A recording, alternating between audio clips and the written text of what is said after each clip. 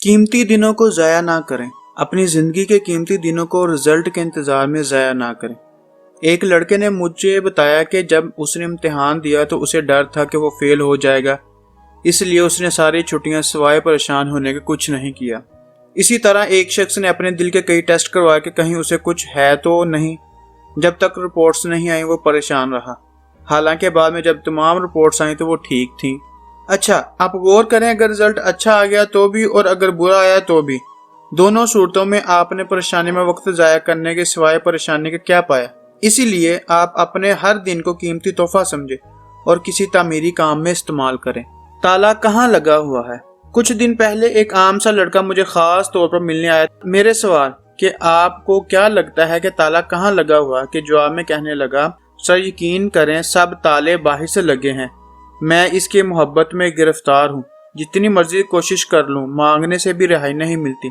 Sir please कुछ ऐसा करें कि या तो वो मुझे मिल जाए या रिहाई। उम्र कैद को मैं अफोर्ड नहीं करता, मेरे बाकी ख्वाब अधूरे रह जाएंगे।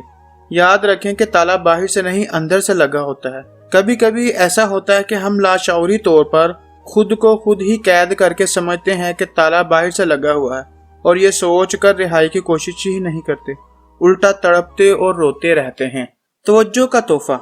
दूसरों को चीजें बतौर तोहफा देने के बजाय तवज्जो का तोहफा दें। उनसे उनके बारे में बात करें, उनकी बातें तवज्जो से सुने, उन्हें माफी का तोहफा दें। कई सालों से अपने अंदर संभाल कर रखी उनकी गलती को दिल से माफ कर दें।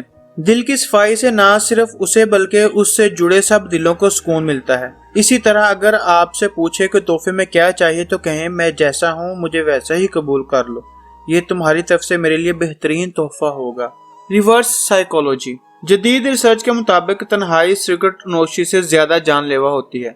तंबाकू नोशी से जिस्म का 1 या 2 अज़ा मुतासिर होते हैं, जबकि तन्हाई तमाम जिस्म पर असरअंदाज होती है।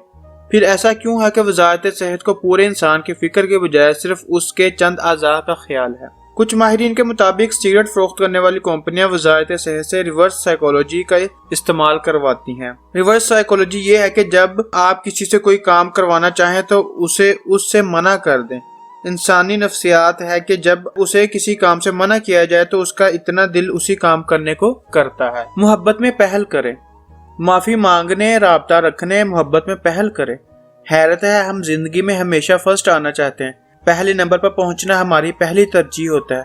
हमें दूसरी पोजीशन लेकर दुख होता है, पहली पोजीशन ना लेने पर मलाल होता है। मगर पहली पोजीशन पर मरने वाले वही हम मोहब्बत करने, माफी मांगने, राब्ता रखने, पहले फोन करने के मामले में कहते हैं कि मैं क्यों पहल करूं, वो माफी मांगे, वो फोन करे, वो इजहार का हार मेरे गले में डाले। दोहरे म्यार को दूर करें, पहल करने में पहल करें, क्योंकि इसमें कोई शक नहीं कि पहल करने वालों के पास पहले से बहुत कुछ होता है, वो पहले ही मैच्योर होते हैं। अल्लाह कितना बड़ा है। एक बच्चे ने साइकिल चलाते हुए अपने बाप से पूछा, अबू जी ये अल्लाह कितना बड़ा है। बाप ने आसमान की तरफ देखा, दूर बादलों में एक उड़ते हुए जहाज की तरफ इशारा करके बच्चे से पूछा, भला ये जहाज कितना बड़ा होगा। बच्चे ने जवाब दिया, ये तो छोटा सा है, इतना छोटा कि मुझे सही से नजर भी नहीं आ रहा। इसके बाद बाप बच्चे को जहाज दिखाने एयरपोर्ट ले गया।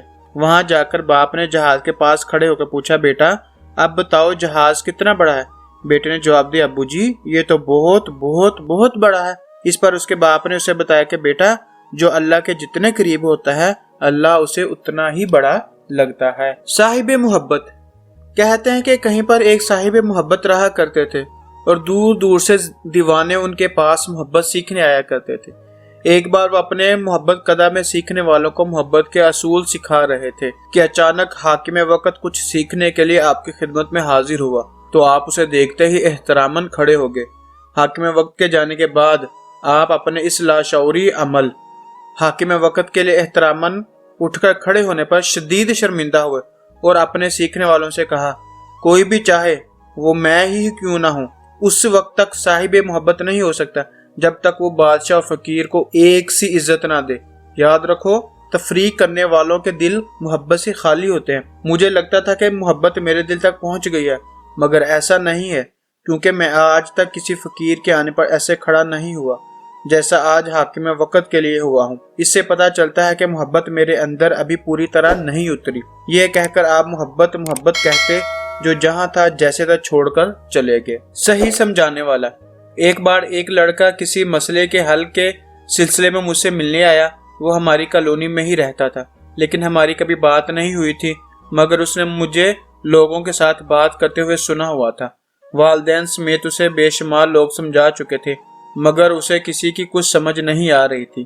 میرے سمجھانے پر جب اسے سمجھ آ گئی تو حیرت سے کہنے لگا، سر، آپ سے بات کرنے سے پہلے مجھے لگتا تھا کہ میں انتہائی بیوقوف ہوں۔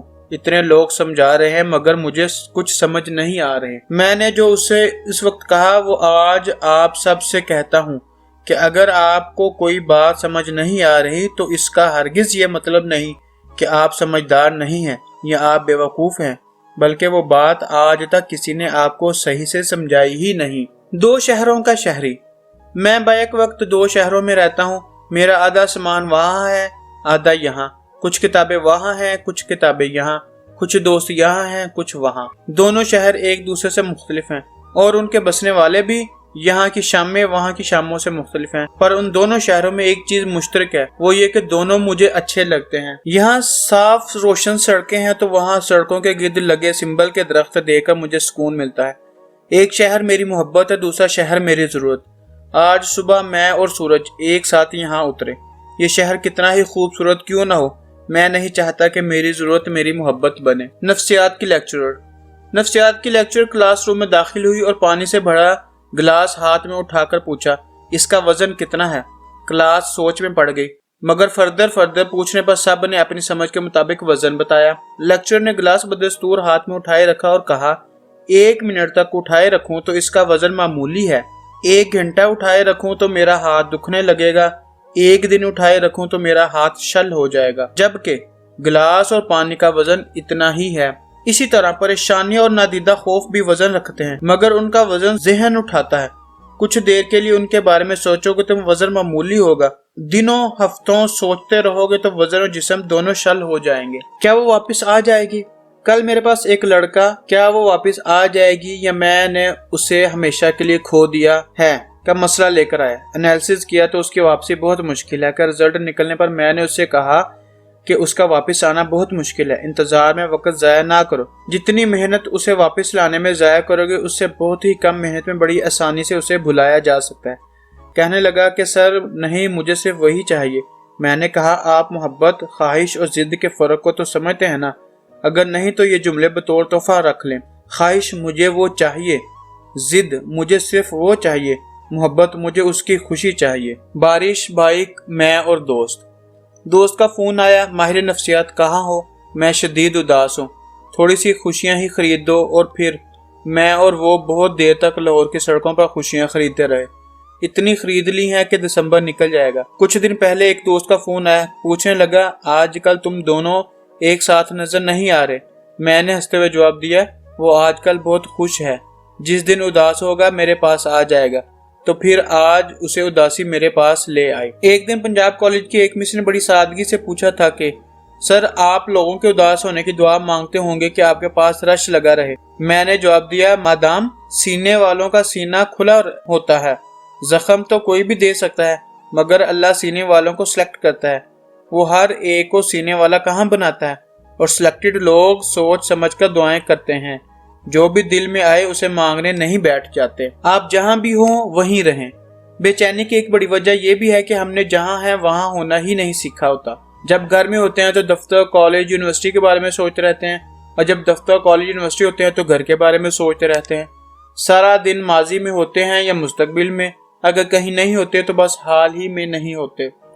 حال میں نہ رہنے کی 2 بڑی وجوہات ہیں۔ ایک، ان کے حال کی حالت خراب ہوتی ہے، دوسری وجہ یہ ہے کہ انہیں ناشکری کی عادت ہوتی ہے۔ اگر حال کی حالت خراب ہو تو اسے ٹھیک کرنے کی کوشش کریں، ماضی یا مستقبل میں جانے سے اس کی حالت ٹھیک نہیں ہو جائے گی۔ اسی طرح شکر گزاری کی عادت کو اپنائیں۔ دھوکہ خوبصورت ہوتا ہے۔ ایک بار ہسپتال میں ایک لڑکی مجھ سے ملنے آئی جسے ایک لڑکا استعمال کر رہا تھا۔ وہ کوئی بے بس تو نہیں تھی، بس اس کا دل اس کے بس میں نہیں تھا۔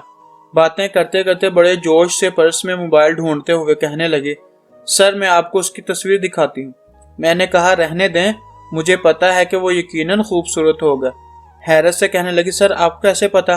میں نے کہا دھوکہ عام طور پر خوبصورت ہی ہوتا ہے، ورنہ ہم کبھی نہ کھائیں۔ میری اس بات کا ہرگز یہ مطلب نہیں تھا کہ خوبصورت چہرے دھوکہ دیتے ہیں، بلکہ دھوکہ خوبصورت ہوتا ہے۔